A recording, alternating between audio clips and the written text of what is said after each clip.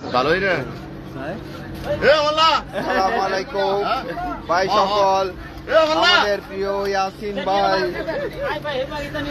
বাংলাদেশের স্বাধীনতা উপলক্ষে সবার মধ্যে মিষ্টি বিতরণ করছে।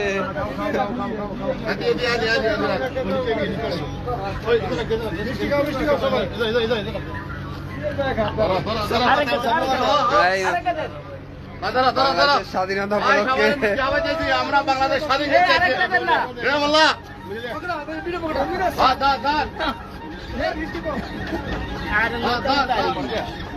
বাঙালি